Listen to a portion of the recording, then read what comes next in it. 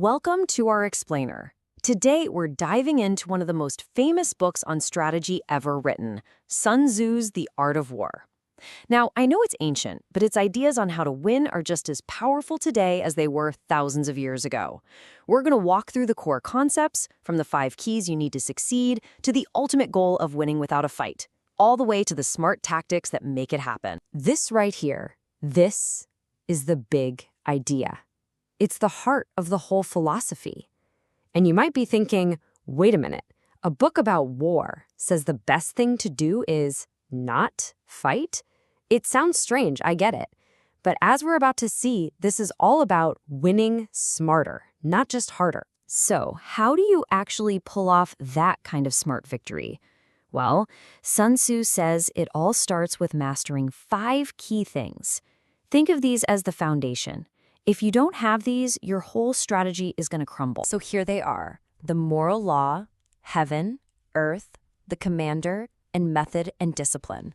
I know, the names sound a little epic, but together they give you a complete checklist for figuring out pretty much any situation, whether it's in your career, a side hustle, or even just personal challenges. First up is the moral law.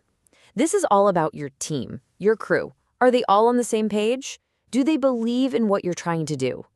When everyone shares the same purpose and trusts the leadership, you get this incredible unity that can get you through pretty much anything. Next, we've got heaven. And no, this isn't about the weather, not really.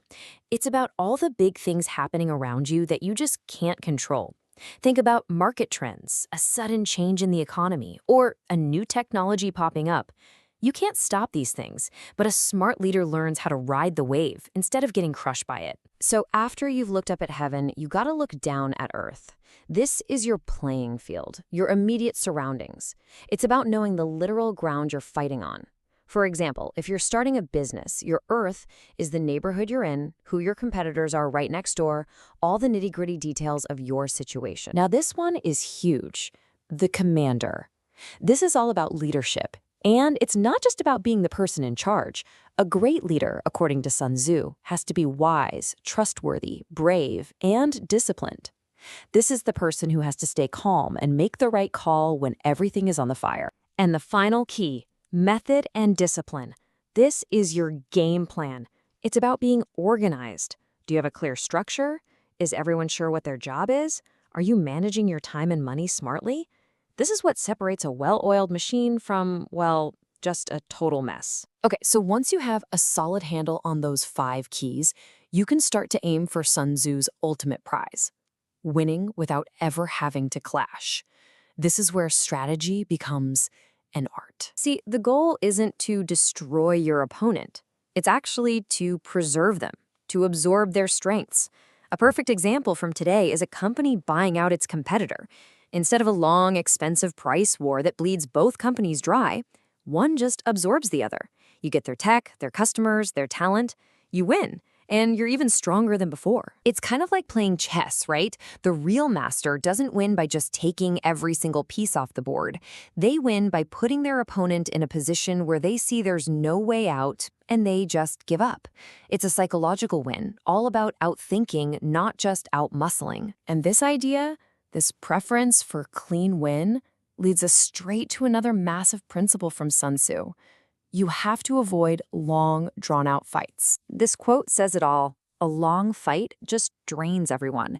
Think about those messy legal battles between companies that go on for years and years. Even if one side wins, they've lost so much time, money, and energy.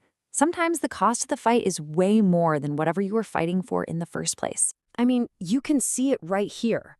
A quick, decisive win that keeps costs low and your team's morale high. But a long, grinding fight, that just skyrockets your costs and absolutely destroys morale. The takeaway is pretty simple. Smart strategy is efficient strategy. Always look for the quickest, cleanest path to getting what you want. So, if the goal is to win fast and without a messy fight, how do you do it?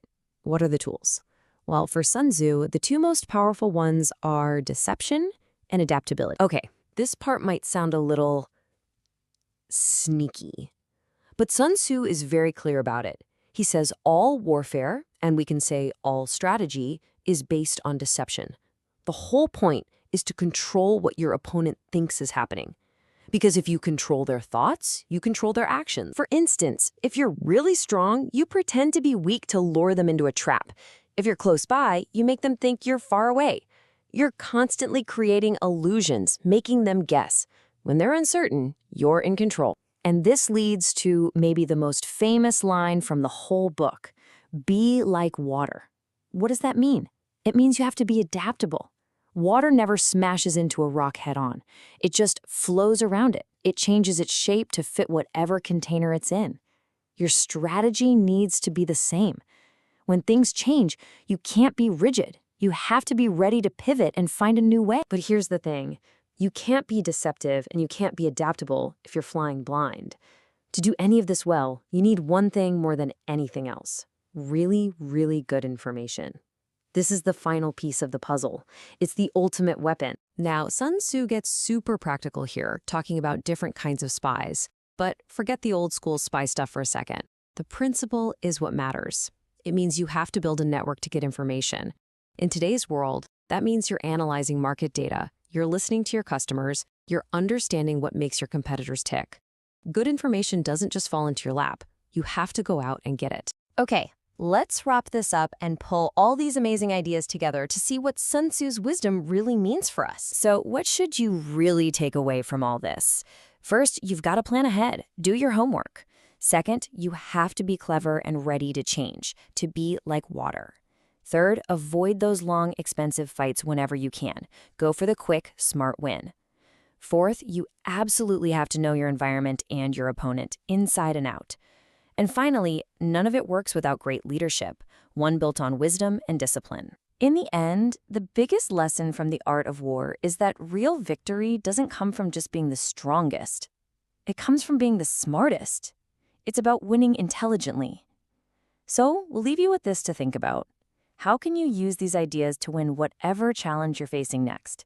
If you want to go deeper, we really recommend picking up a copy of the book. Thanks so much for joining us.